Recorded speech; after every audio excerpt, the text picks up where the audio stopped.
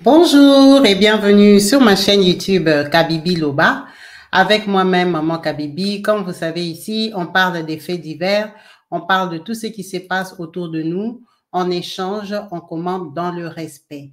Dans cette vidéo, on va parler de deux histoires, de celle qui commence en premier, qui concerne en premier notre frère Willy qui a perdu la vie dans la traversée du Maroc à l'Espagne. Sa famille s'exprime.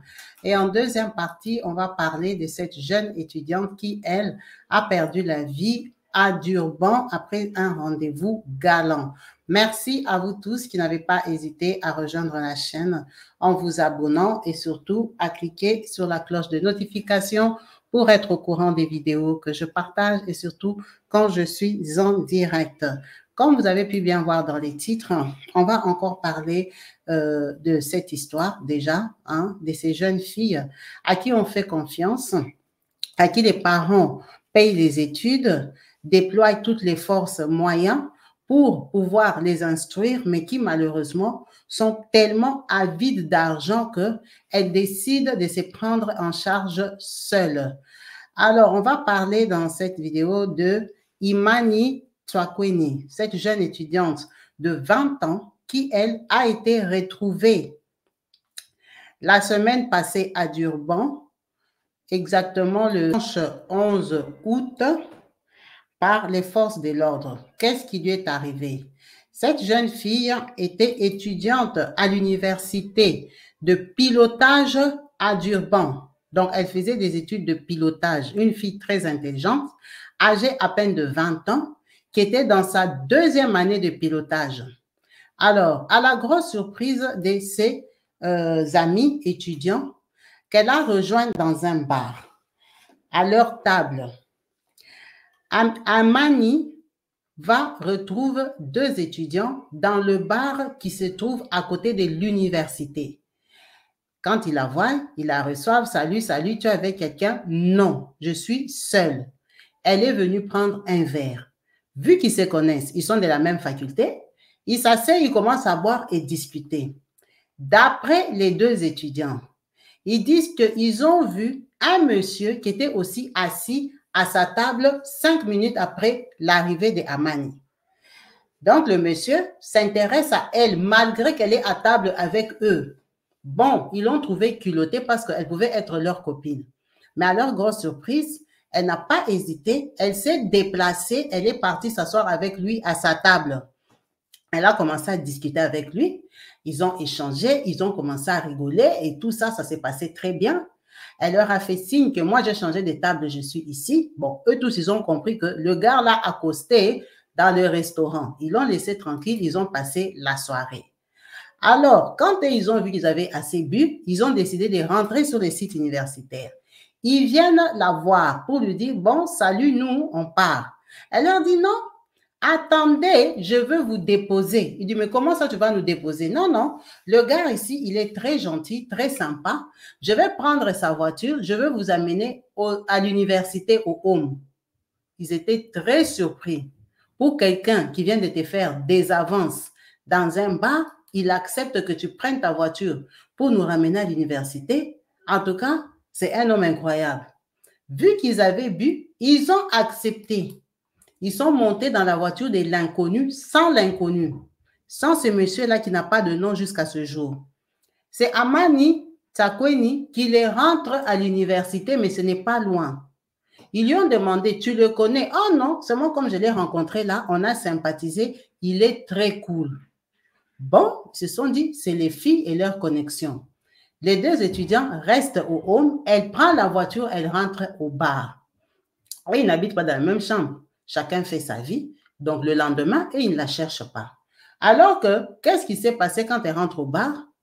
D'après les serveurs du bar, elle a commencé à se prendre la tête avec le monsieur avec qui elle buvait. Donc, ils se prennent la tête. Et puis, la soirée finit mal. Ils décident quand même de quitter la table ensemble. Le monsieur paye la facture.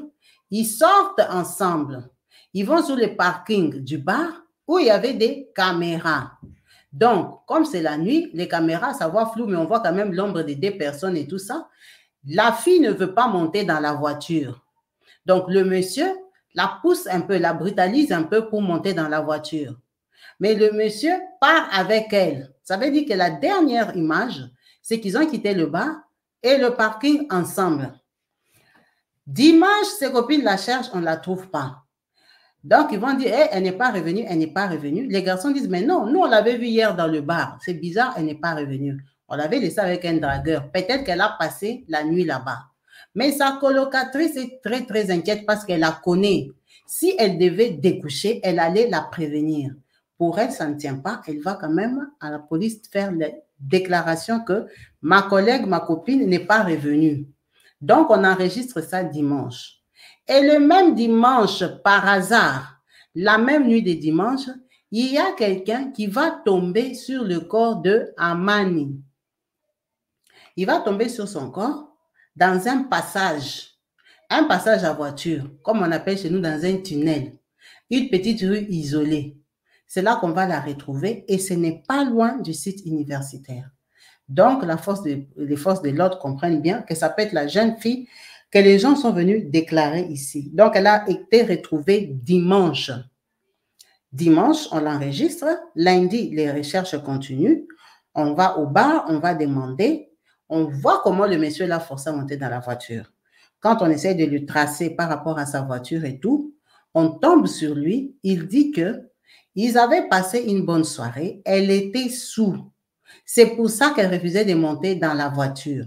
Et que lui, par bonne conscience, il ne pouvait pas la laisser au bar, donc il l'a forcé de monter dans la voiture pour la déposer. Alors lui, il a déposé. Cette histoire qu'on l'a rencontré, ramassé sur la route, ce n'est pas son problème, il n'est pas dedans. Alors, il n'y a pas de preuve qu'il est déposé à l'université. On lui a demandé, mais la première fois, elle avait conduit. Il a dit, oui, mais la première fois, elle n'était pas encore sous comme ça. Elle était trop sous pour que je lui donne le volant de ma voiture. En fait, on l'a quand même coffré. Malgré qu'il avait dit ça, on l'a coffré. C'est comme ça que quand on le coffre, on essaye de voir s'ils avaient des contacts et tout. On regarde dans son téléphone, on fait les branchements. Effectivement, il la connaissait. Et cette fille-là, Amani, elle était escorte. Donc, elle rencontrait des hommes sur des sites pour passer des soirées avec eux. Mais seulement, elle se faisait inviter. Elle se faisait inviter dans un lieu externe pour te voir, te cerner, savoir si tu es violent, si tu peux bien la garder, comment ça va se passer avec toi, si tu es un monsieur ou pas. Donc, c'est pour ça qu'elle, elle a accepté de sortir. Mais ce fameux soir-là, quand elle est sortie, elle ne s'attendait pas à rencontrer deux étudiants qu'elle connaît très bien. Elle ne s'attendait pas à ça. Parce que tu peux rencontrer des gens que tu vois de loin, mais ce ne sont pas tes proches. Mais par contre, elle avait rencontré, on va dire, deux potes. Donc, c'est ça qui avait un peu fait foirer son plan. Elle est partie parler avec eux et elle savait que son monsieur devait arriver 5 minutes après. Elle ne pouvait pas faire semblant. Donc, elle est partie leur dire bonjour. Elle a eu honte de leur dire que j'attendais un monsieur qui était beaucoup plus âgé qu'elle. Elle avait eu honte. Donc, ça se passe très mal pour le monsieur parce qu'il est retenu avec la vidéosurveillance qui n'est pas en sa faveur et elle est déclarée décédée morte. C'est vraiment triste pour les jeunes étudiantes pour qui les parents font tous les efforts. Ils payent tout ce qu'ils peuvent pour que leurs enfants étudient, pour que demain, ils soient des personnes de valeur et que les enfants, et quand ils partent à l'université, ils partent s'amouracher, ils partent faire n'importe quoi. Donc, ce monsieur-là, normalement, c'était un monsieur avec qui elle pouvait passer une soirée, s'enjailler et être rémunérée. C'est pour ça qu'elle était venue. C'était le semblant qui avait fait qu'elle aille s'asseoir là-bas. Elle s'est fait passer pour une fille qui s'est fait draguer. C'est pour ça qu'elle avait eu ce culot de prendre la voiture du monsieur et d'aller déposer ses amis. C'est parce que peut-être elle a déjà vu à le revoir. Et de la part du monsieur, lui, tout ça, il nie. Il dit qu'il avait déposé. Après, il est parti. C'est vraiment dommage. Faisons attention et restons prudents sur ça. Ça arrive très souvent, surtout dans des pays d'insécurité, comme tous les pays africains la plupart du temps. À cause de la crise, de la faim, les jeunes filles sont prêtes à tout pour gagner de l'argent, apparaître parfois aux yeux des autres ou parfois même aussi pour payer leurs études universitaires. Paix à son âme, elle a eu une fin tragique. C'est vraiment dommage pour sa famille. À l'âge de 20 ans seulement, elle a perdu la vie parce qu'elle est tombée sur un Africain déjà peut-être cinglé, déjà peut-être foutu. Parce qu'on ne peut pas dire que c'est tous, mais il y en a aussi qui sont restés dans des situations dans lesquelles c'est difficile aujourd'hui de les récupérer près de nous. En deuxième partie dans cette vidéo, on va parler de ce monsieur qui, lui, a carrément perdu la vie, organisé par un autre Congolais. C'est vraiment terrible, c'est vraiment méchant, c'est honteux. Cette émission m'a été envoyée. Elle est en Lingala, en fait. Elle a été faite par mon confrère que je salue, des Chodena, mais c'est juste incroyable. Cette histoire m'a tellement troublée que je me suis dit, il faut qu'on la partage. Il faut qu'on arrête de faire ça. On a une certaine méchanceté entre nous qui nous pousse à être avares. Il y a l'amour de l'argent, mais c'est incroyable. Le monsieur que vous voyez en photo là, c'est lui, monsieur Willy. C'est sa famille, sa nièce qui a appelé, qui pleurait dans la vidéo. Ça m'a tellement fait mal. Elle dit ceci, monsieur Willy en photo, en jaune, il a 5 enfants au Congo démocratique à Kinshasa. Il a 4 filles et un garçon. 4 garçons et une fille, pardon. Monsieur Willy faisait le commerce. Il s'est débrouillé, il s'est battu, il y avait des hauts, il y avait des bas. Il s'est battu jusqu'au Maroc. Il est parti, Brazza, il a forcé, il est arrivé comme un courageux. Quand il arrive là-bas, ça veut dire qu'il a fait déjà le pas. Dans la famille, les gens se soutiennent. Donc, il a son frère qui est lui en Europe, ses nièces et tout ça, qui ont eu la grâce de venir peut-être par d'autres moyens. Ils sont venus depuis longtemps. Donc, quand son frère Cyril apprend que son grand frère est déjà au Maroc, il dit, viens, je vais te mettre le poids, je vais te soutenir avec ce que j'ai, comme tu es courageux, que tu te battes pour venir jusqu'en Europe. À partir du Maroc, là, il y a beaucoup de chemins. Ah, chacun son chemin. Donc, comme tu es sur le terrain, cherche une bonne route. Il trouve un monsieur qui s'appelle Évangéliste Charles. En lingala, on a déjà coupé. Comme évangéliste, c'est trop long, on dit évangea. Évanjo, évangea, Eva, évangéliste. Donc, évangéliste Charles, hein, lui, il habite là-bas, au Maroc, il fait genre, il est passeur. Genre, il est un gang. Genre, il est quelqu'un qui connaît la route, pendant que lui-même aussi cherche la route. Donc, l'évangéliste, là, lui dit qu'il peut le faire voyager.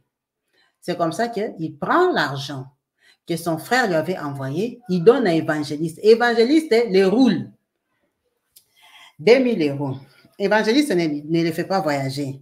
Ça commence les tiraillements, jusqu'à évangéliste et son frère qui est en Europe ne s'entendent pas parce qu'il a roulé.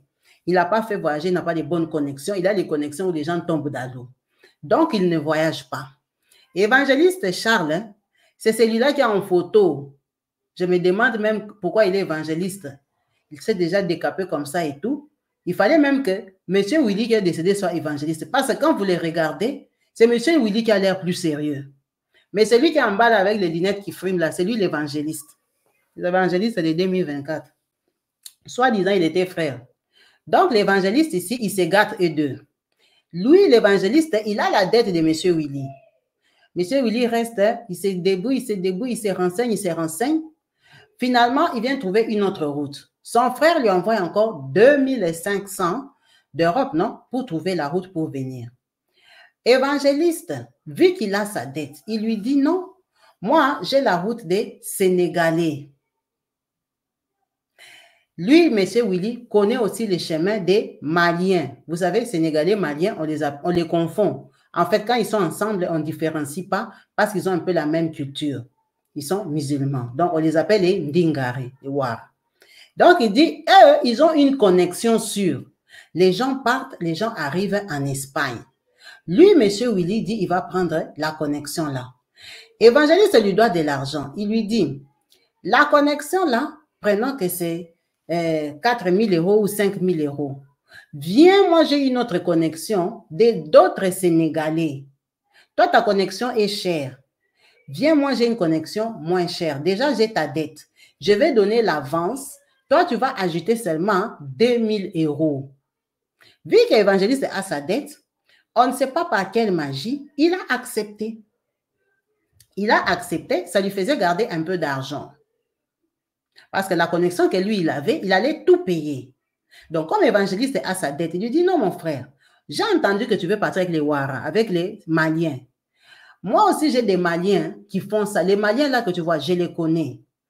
Donc, au lieu de payer 4 000, viens chez les Maliens par mois, tu vas payer que 2 000. Comme ça, les restes là, c'est l'avance que moi je te dois. Ce n'est pas un mauvais arrangement, malgré que son frère d'Europe ne supportait plus évangéliste Charles. On ne sait pas pourquoi il a accepté. Son frère était même très fâché de savoir qu'il a pris encore évangéliste, il a fait entrer dans son business. Donc, M. Willy accepte parce que ce n'est pas la connexion d'évangéliste, c'est la connexion des Maliens. Il prend par mesure de précaution les 2 000 $ qu'il a en possession, il donne à son petit Congolais à lui. Mon petit, moi je pars avec la connexion des Maliens. Normalement, la connexion là, c'est Evanja qui les connaît. Donc, l'argent, moi je n'ai pas payé. L'argent, tu vas donner, c'est à évangéliste si j'arrive en Espagne. Ne lui donne pas, ne lui donne pas. Le petit dit, mon vieux, fais-moi confiance, je ne vais pas donner l'argent. Moi, quand j'arrive en Espagne, si je t'appelle petit, c'est bon. Tu prends l'argent, tu donnes à Evanja. Donc, le papa Willy part dans la connexion de Evanja Charles. Il part, il monte, c'était depuis le 31. Quand les gens partent comme ça, apparemment 2 jours après, au maximum, ils ont déjà appelé, ils sont en Espagne. Parce qu'on les prend, on les met dans des camps. Là-bas, ils peuvent téléphoner que nous sommes bien arrivés. Donc, la famille sait qu'il est parti. Mais la famille ne sait pas qu'il est parti par la connexion d'évangéliste. Ils savent qu'il est parti avec la connexion des Maliens. C'est Maliens à lui que lui connaissait. Mais alors qu'il est parti avec la connexion des Maliens d'évangélistes. OK. 1 jour, 2 jours, 4 jours, pas de nouvelles. Ils commencent à s'inquiéter. Ils appellent le petit là. Le petit dit non, moi aussi, il ne m'a pas appelé. Il ne m'a pas fait signe. D'ailleurs, je n'ai pas encore donné les 2 000 $ à Evanja. Quels 2 000 $? Oh, les 2 000 $ qu'il m'avait laissé que s'il arrive, il va avec la connexion, je donne à Evanja parce que c'est Evanja qui va donner aux Maliens. Mais quels Maliens? Les Maliens là, ce n'était pas ces Maliens à lui tout seul. Oh non, oh non. Le petit clarifie l'histoire. Oh! Donc, Evanja est encore dans l'histoire d'argent ici. Oh oui, on appelle Evanja. Par son frère qui est en Europe, ses cousines, ses nièces commencent à le chercher. Evanja, où est passé notre frère? Votre frère est déjà arrivé en Espagne. Il est déjà arrivé en Espagne. D'ailleurs, moi, je ne comprends pas le petit ici. Au lieu de me donner mes 2 000 $, il est en train de me tourner. Parce que Evanja, il était déjà parti demander l'argent au petit Congolais là, que donne-moi mes 2 000 $. Le petit lui a dit, moi, je vais te donner l'argent si je parle avec Vieux Willy. Il me dit, petit, je te donne l'ordre de donner. Si Vieux Willy ne m'a pas dit, je ne te donne rien du tout. Donc, Evanja est déjà en train de faire les problèmes là-bas au Maroc, que donne-moi mon argent. Quand la famille de Vieux Willy commence à les chercher, la famille de Vieux Willy commence à chauffer Evanja. Evanja, oh non, les Maliens avec qui ils étaient partis sont déjà arrivés, ils ont déjà téléphoné. On lui a dit quel Malien donne le numéro. Evanja prend le numéro, il donne à un Malien, au frère. Appelez tel Malien, si c'est Mamadou comme ça, ils ont voyagé ensemble. Et en Europe, ici à Schengen, ils prennent, ils appellent Mamadou. Mamadou répond avec le numéro de l'Espagne.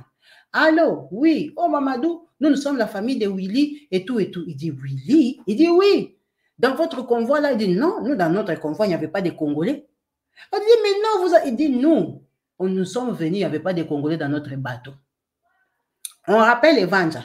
Oh non, attendez, je vous donne le numéro de notre Malien. L'autre Malien là, il est au Maroc. Mais le Malien il est au Maroc, pourquoi on l'appelle? Oh, moi, je ne connais pas la connexion là. Moi, mon convoi que j'avais fait partir, ils sont arrivés. Donc, le Malien passeur, c'est lui qu'on a appelé.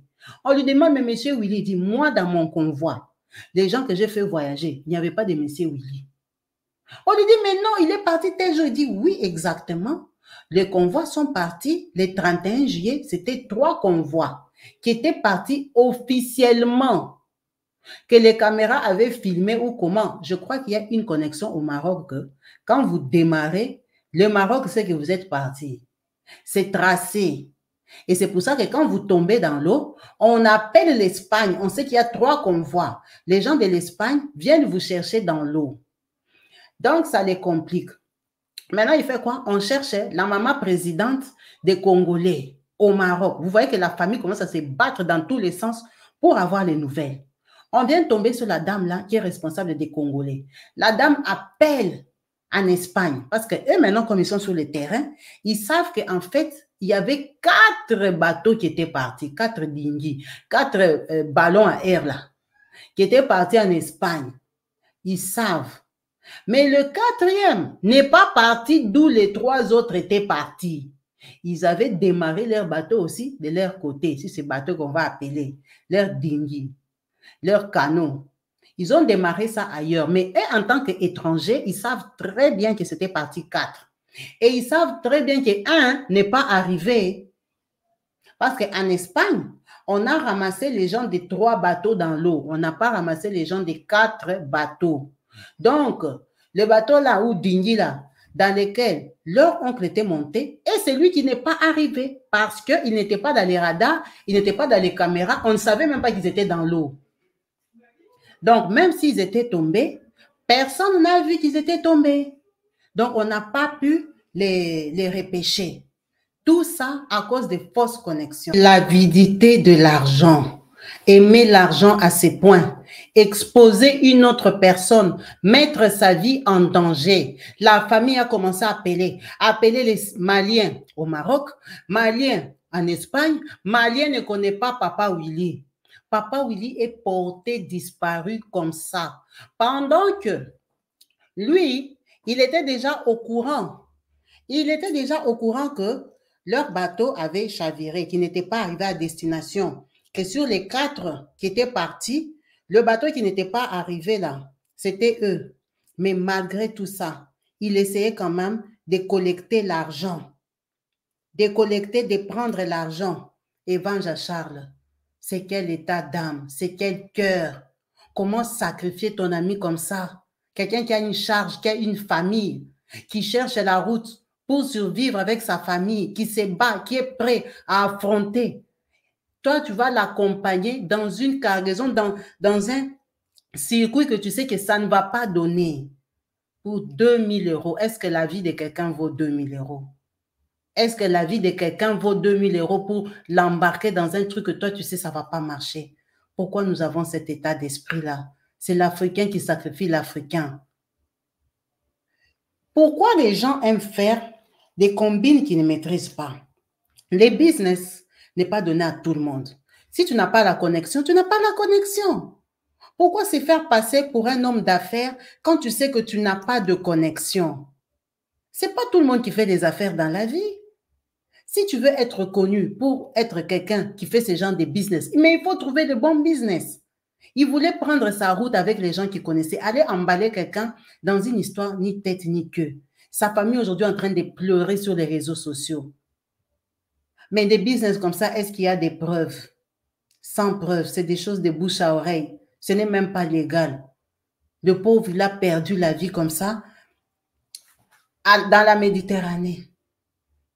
Pendant que les autres sont arrivés, lui, il n'est pas arrivé. Ce n'est pas comme si tout le monde était tombé dans l'eau. Non, c'est le bateau dans lequel lui, il est monté qui n'est pas arrivé. Ça fait très mal. On fait des vidéos tous les jours pour dissuader les gens que la route du Maroc, là, n'est pas bien. C'est vrai. Nous sommes tous conscients que les gens meurent dans l'eau, mais il y en a qui arrivent.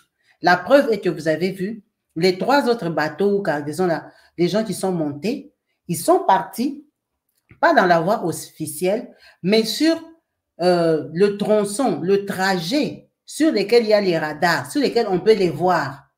Donc, même le Maroc peut voir qu'ils sont partis. C'est une combine, en fait.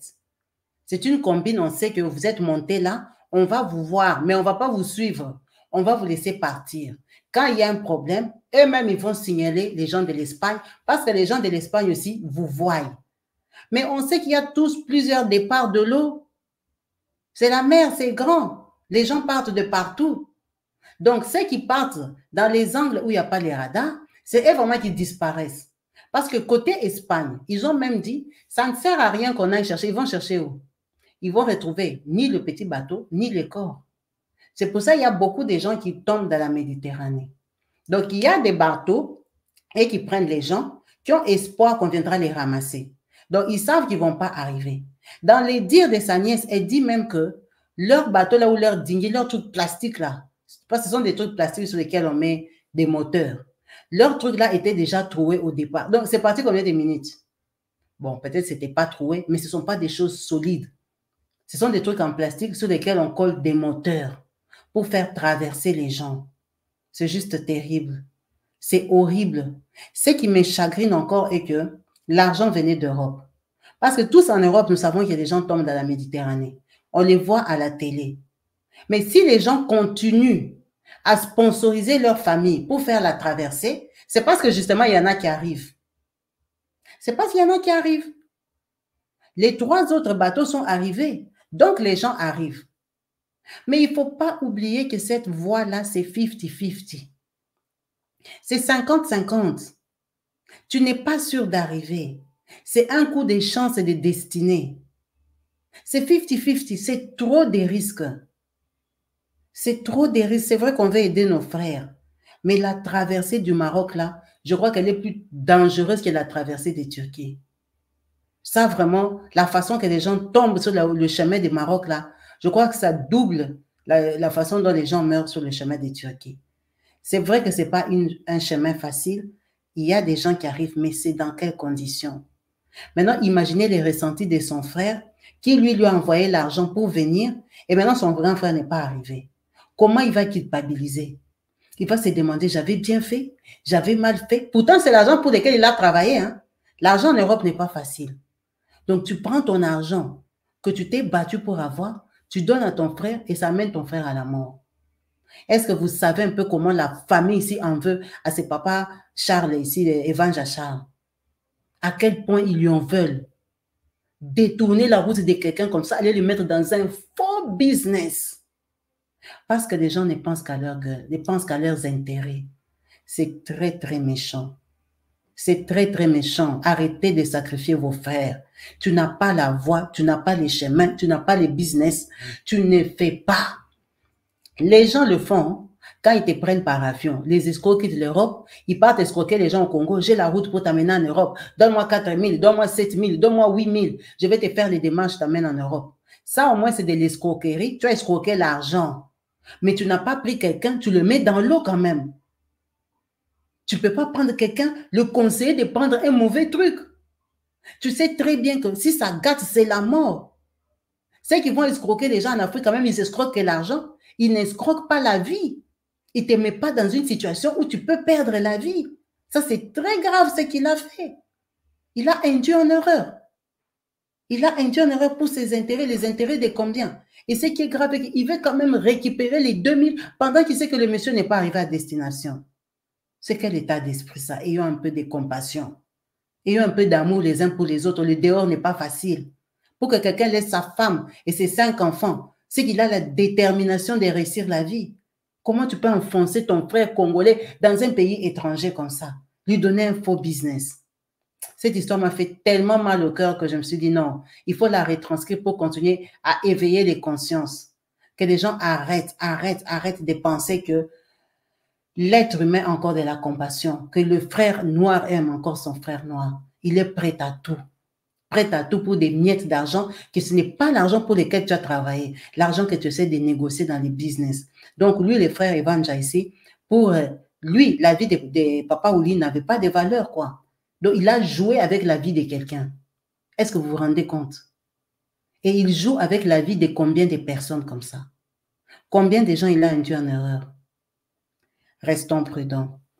C'est sur cette note qu'on va s'arrêter, en espérant que ça va dissuader beaucoup de personnes à continuer à faire les mêmes aventures. La Méditerranée est dangereuse, elle engloutit. Beaucoup de gens n'arrivent pas. La moitié même n'arrive pas. Beaucoup de gens n'arrivent pas. Faites attention. L'Afrique, c'est dur, mais l'Europe n'est pas facile non plus. Et y arriver, c'est encore plus compliqué, surtout quand c'est par une voie de cette qualité-là, quand c'est par une voie ferroviaire. Quand c'est par cette voie-là, vous me dépassez tellement que la photo ici même me traumatise quand je vois les gens dans l'eau comme ça. Faites attention, ça c'est quelle façon de venir en Europe avec les bidons vides. Regardez sur la photo, les gens ont pris des bidons vides pour ne pas s'enfoncer. Ce n'est pas s'enfoncer dans la piscine, c'est s'enfoncer dans la Méditerranée. C'est très grave. Merci à vous tous d'avoir suivi cette vidéo jusqu'à la fin.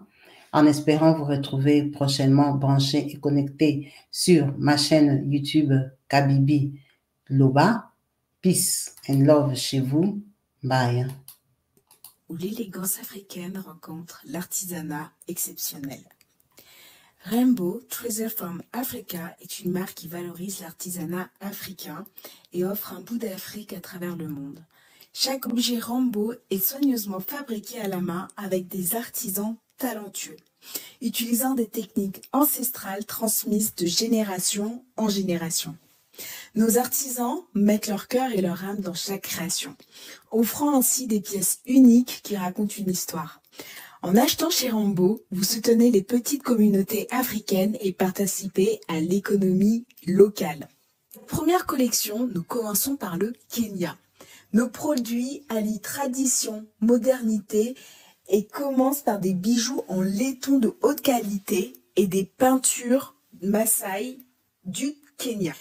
La thématique de Rainbow est de valoriser chaque savoir-faire de chaque pays de l'Afro-World. Nous sommes déjà dans la préparation des prochaines collections valorisant le Bénin, le Gabon ou encore le Congo. Chaque produit conçu avec passion vous apporte un morceau d'Afrique où que vous soyez dans le monde. Chez Rainbow, nous traitons vos commandes en 48 heures maximum. Profitez de la livraison offerte à partir de 80 € d'achat en France métropolitaine et 150 € partout dans le monde. Suivez-nous sur les réseaux sociaux et surtout sur Instagram pour ne rien manquer. Rainbow Treasures from Africa. Partout dans le monde, sans exception, abonnez-vous sur la chaîne YouTube Kabibi Show TV. L'information en temps réel, temps réel. Allez. Oh, partout dans le monde, Bibalete, Kakamoko, c'est Kabibi Show TV. Allez, s'abonner, s'abonner, abonnez-vous massivement, s'abonner, s'abonner, abonnez-vous. Oh, Maman Kabibi, moi si à Mayele, Maman Kabibi, Maman Yama Solo, Maman Kabibi, la chaîne est actuelle. Maman Kabibi, information dans la source. Oh, en temps réel, on parle de la réalité, de nos vies et nos parcours que nous traversons. Chez Maman Kabibi, nous recevons des conseils, des avis, des qualités. Dans la team Kabibi Show, la team de qualité, c'est la team d'exception. Oh, Maman Kabibi, Maman africaine, Maman Kabibi, Bendele Amboka, chez Maman Kabibi, moi si Kitoko, Maman Kabibi, la sagesse, la différence, elle nous parle des histoires réelles, l'histoire vécue, remplie des émotions, avec éloquence classe, la maman de la francophonie. Maman Kabibi, Kabibi Show TV, Maman Kabibi, Maman ya Bana, Maman Kabibi, Maman ya Boboto, Maman Kabibi, Kabibi Show, Kabibi wetwe, la team Kabibi Show TV, Benele Amboka, Topesi Olongonia, Kabibi Show. S'abonnez, abonnez-vous massivement. S'abonnez, s'abonnez, abonnez-vous massivement. S'abonnez, s'abonnez, abonnez-vous massivement. Tobanza sango ya Kabibi Show TV. Toyoki na matoi tomoni na miso tondimi.